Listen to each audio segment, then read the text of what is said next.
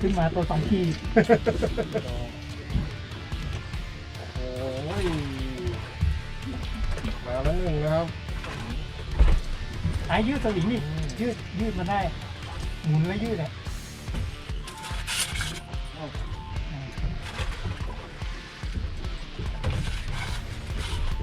แล้วบิดดิ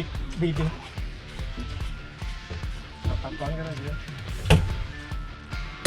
โอ้โหดำอีกแล้วเรือ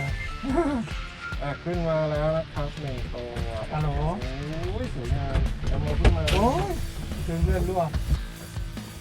นึกยิ้มไม่ดูเรื่องเลยจ้าเพื่อนใจแย่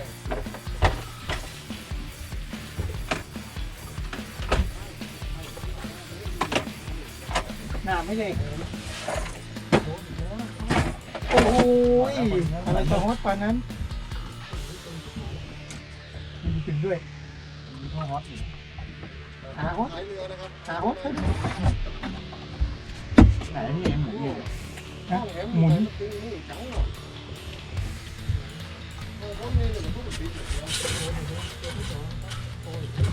อ๋อมันแตกแล้วมันแตกแล้ว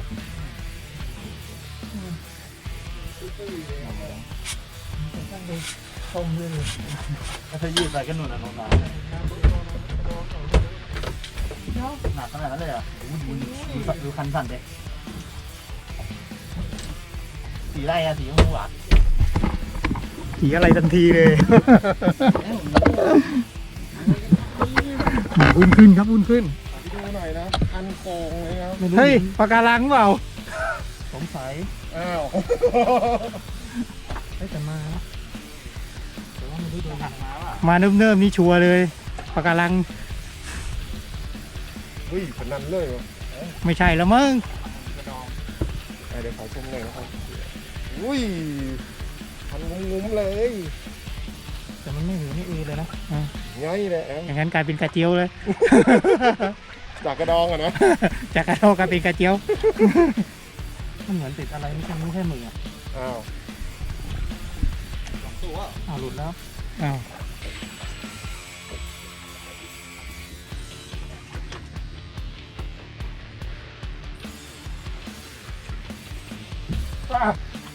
โอ้โห ไม่เหลือก็แล้วสิ ยัดมาเต็มปากเลย ได้แล้ว กินโย ไฟแดงกินอยู่ ไม่ค่อยจะโลภเลยนะครับตัวนี้ ผมมาเต็มปากเลย โอ้มันแล้วนู่นเลยนะผ่านล่างไหมอ่ะ เอาของฉันมาด้วย เอาปากลาย บอกมันไม่ดีดเลยเหรอโอ้โห โอ้โหมาทั้งกอง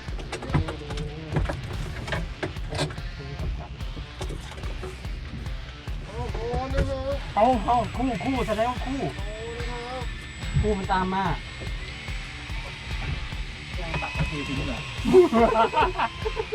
เอาสวิงกระทุ้งนะ สายมาแล้วสะบัดโดนคู่แล้วก็ไหน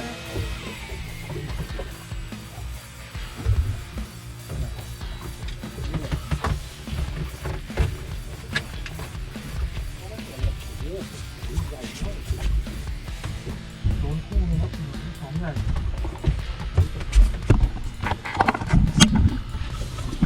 อุ้ยมาสองแล้ว อยู่ในน้ำเนี่ย โอ้โหโอ้โห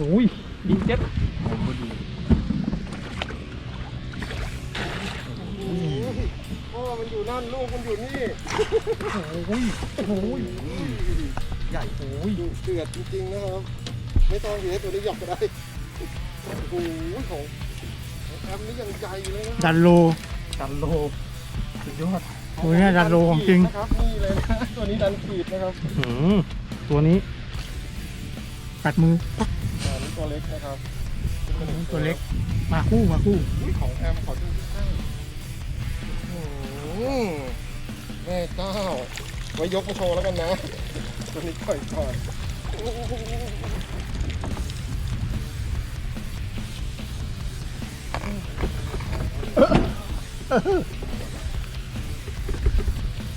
ดู ใหญ่จัดนะครับตัวนี้ โอ้โห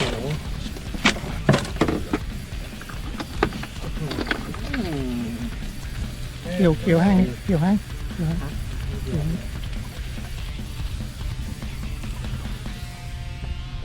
อุ้ย ให้หน่วยดูเลยว่าโอ้ย จัด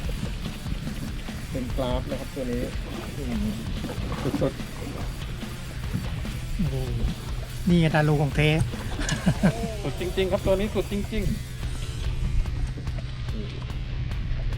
โคตรจะโลใหญ่มากครับนี่นะครับ อ๋อเก็บ